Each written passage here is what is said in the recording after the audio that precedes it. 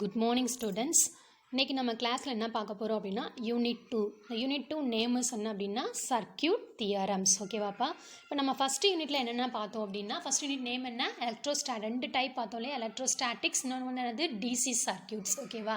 அதில் நம்ம என்ன பார்த்தோம், நிறைய ஓம்ஸ் லா, கிர்ச்சாஃப்ஸ் லா, இந்த மாதிரி லாலாம் யூஸ் பண்ணி நம்ம எதுக்காக யூஸ் பண்ணோம் அந்த லா யூஸ் பண்ணி ஒரு சர்க்கியூட் வழியாக ஃப்ளோ ஆகிற வோல்டேஜ் கரண்ட் வேல்யூ எவ்வளவு, அது வழியாக ஃப்ளோ ஆகிற ரெசிஸ்டன்ஸ் வேல்யூ எவ்வளவு, இந்த மாதிரி டோட்டல் ரெசிஸ்டன்ஸ் எவ்வளவு, கெப்பாசிட்டன்ஸ் எவ்வளவு, இதெல்லாம் நம்ம என்ன பண்ணோம் கால்குலேட் பண்ணோம். ஓகேவா? அதெல்லாம் வந்து என்னென்னா சின்ன சர்க்கியூட்ஸ். ஓகேவா? அதை விட ரொம்ப காம்ப்ளிகேட்டடான சர்க்கியூட்ஸ் இருந்துச்சு அப்படின்னா, காம்ப்ளிகேட்டட் மீன்ஸ் என்னென்னா கடினமான சர்க்கியூட்ஸ் அப்படின்னா என்ன அர்த்தம், ஒரு பெரிய சர்க்கியூட்ஸ் அப்படின்னு அர்த்தம். இப்போ இந்த சர்க்கியூட்னா ஒரு சிம்பிள், இதை விட இன்னும் எக்ஸ்ட்ரா 2-3 பிரான்ச்சஸ் இதில் ஆட் ஆயிருந்தது அப்படின்னா அதில் ஒரு பெரிய காம்ப்ளிகேட்டடான சர்க்கியூட். இந்த சர்க்கியூட்டுக்கு நம்ம இந்த சர்க்கியூட் வழியாக ஃப்ளோ ஆகிற ஒரு வோல்டேஜையோ அல்லது அந்த கரண்ட்டையோ நம்ம என்ன பண்ண முடியாது, ஈஸியாக ஃபைண்ட் அவுட் பண்ண முடியாது. அதனுடைய சொல்யூஷன்ஸ் நம்ம என்ன பண்ண முடியாது, தீர்வு வந்து ஈஸியாக நம்ம என்ன முடியாது, காண இயலாது. ஸோ அந்த பர்பஸ்க்காக நான் என்ன பண்ணுறேன், இங்கே சர்க்கியூட் தியரம்ஸ், இந்த தியரம்ஸ்ன்ற நிறைய தியரம் டெக்னிக்ஸ் இருக்குது. ஓகேவா? நிறைய வேரியஸ் டெக்னிக்ஸ் இருக்குது, வேரியஸ் தியரம் டெக்னிக்ஸ், அதெல்லாம் நம்ம யூஸ் பண்ணி நான் என்ன பண்ண போகிறேன், அந்த சர்க்கியூட் வழியாக ஃப்ளோ ஆகிற வோல்டேஜ் கரண்ட் ரெசிஸ்டிவ் வேல்யூ எவ்வளவு அப்படின்றதெல்லாம் நான் என்ன பண்ண போகிறேன், ஃபைண்ட் அவுட் பண்ண போகிறோம். ஓகேவாப்பா? இப்போ அதில் என்ன பண்ண போகிறோம், ஃபஸ்ட்டு நம்ம பார்க்க போகிறதுனா நெட்வொர்க்னா என்ன அப்படின்னா, சில மின்சுற்றுகளில் அதிக எண்ணிக்கையில் இஎம்எஃப் மற்றும் பிரான்ச்சஸ் இருக்கும்போது ஓம்ஸ் லா அல்லது கிர்ச்சாஃப் லா மட்டும் பயன்படுத்தி தீர்வு காண்பது கடினம்.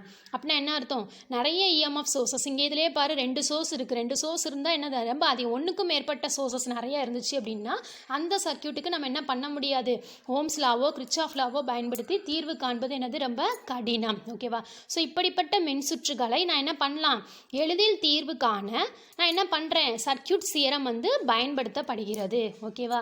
ஸோ என்னென்ன தியரம்ஸ்லாம் இருக்குப்பா இங்கே, Maxwell's and node voltage analysis and superposition theorem, Thevenin's theorem, Norton's theorem and maximum power transfer theorem. இந்த 6 தியரம்ஸ் இருக்குது. இந்த 6 தியரம்ஸை யூஸ் பண்ணி நான் என்ன பண்ணுறேன், ஒரு சர்க்கியூட் வழியாக ஃப்ளோ ஆகிற வோல்டேஜ் கரண்ட் ரெசிஸ்டிவ் வேல்யூஸ் எல்லாமே நான் என்ன பண்ண போகிறேன், ஃபைண்ட் அவுட் பண்ண போகிறேன். ஓகேவாப்பா?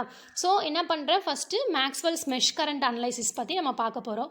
அதுக்கு முன்னாடி உனக்கு தெரிய வேண்டிய ரொம்ப முக்கியமான விஷயம் என்னென்னா, எலக்ட்ரிக்கல் நெட்வொர்க்னா என்ன அப்படின்னா என்ன சொன்னேன், it's a closed path.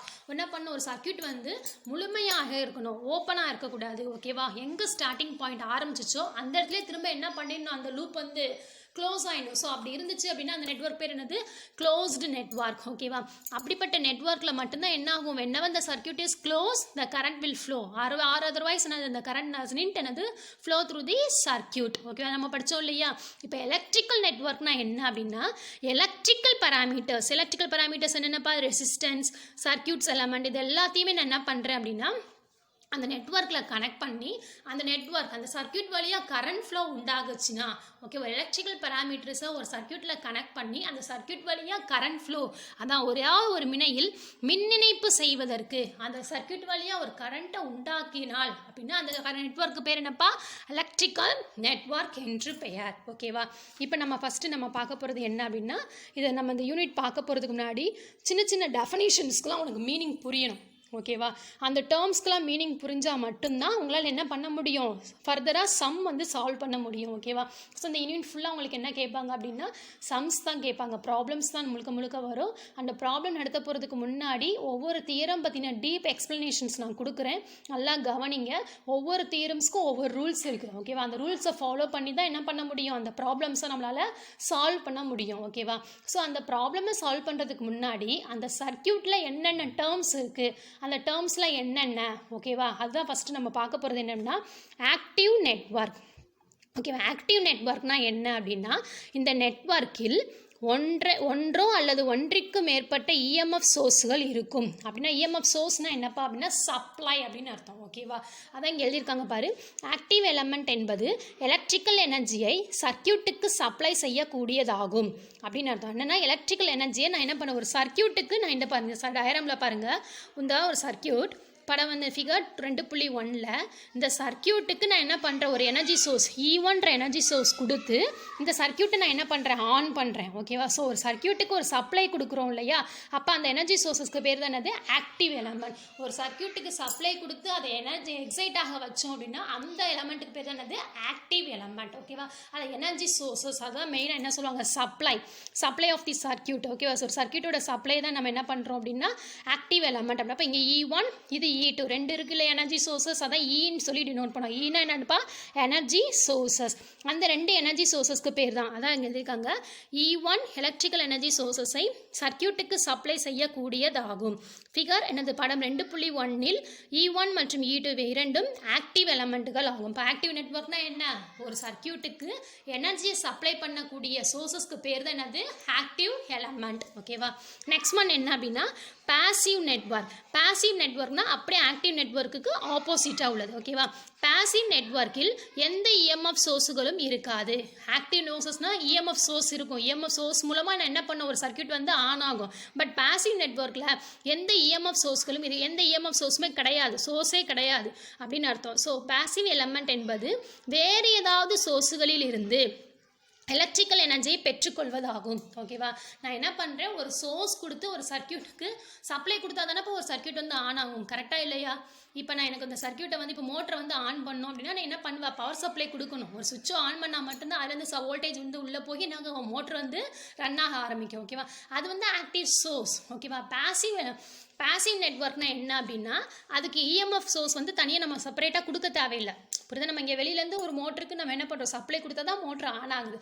But passive எலமெண்ட்ஸ்லாம் என்ன பண்ணோம் அப்படின்னா அதற்கு தேவையான எனர்ஜி சோர்ஸஸை அதுவே பில்டப் பண்ணிக்கும். புரியுதா? வேறு எங்கேயாவது வெளியிலேருந்து சர்க்கியூட்டுக்கு வெளியிலேருந்து எனர்ஜி சோர்ஸஸை என்ன பண்ணிக்காது, கேதர் பண்ணிக்கிறோம் அப்படின்னு அர்த்தம். ஓகேவா? அதான் இங்கே எழுதியிருக்காங்க, பாசிவ் நெட்வொர்க்கில் எந்த இஎம்எஃப் சோர்ஸுகளும் இருக்காது. ஸோ பாசிவ் எலமெண்ட் என்பது வேறு ஏதாவது சோர்ஸுகளில் இருந்து எலக்ட்ரிக்கல் எனர்ஜியை பெற்றுக்கொள்வதாகும். ஓகேவா? வெளியிலேருந்து எலக்ட்ரிக்கல் எனர்ஜி சோர்ஸஸை உள்ள சர்க்கியூட்டுக்கு எடுத்துக்கிச்சு அப்படின்னா அந்த எலமெண்ட்டுக்கு பேர் என்னது, பாசிவ் நெட்வொர்க் அப்படின்னு அர்த்தம். ஓகேவா?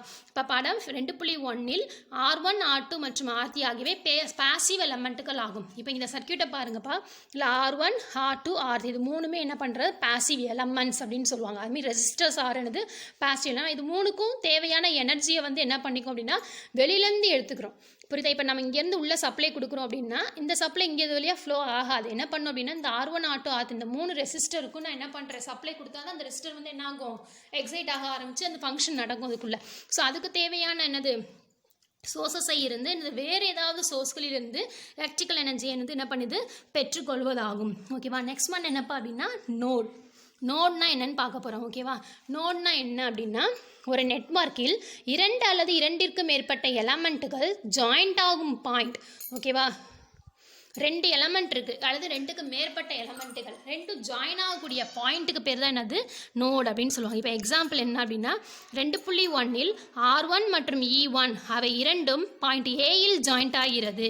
இந்த இருக்குது பாருங்கள், R1 E1 இந்த ரெண்டுமே என்ன பாயிண்டில் ஜாயின் ஆகுது, ஏன்ற பாயிண்டில். E1 அண்ட் R ரெண்டுமே என்ன ஆகுது, R1 வந்து ஏன்ற பாயிண்டில் ஜாயின். இப்போ ஸோ இது வந்து என்னது, ஒன் ஆஃப் தி நோடு.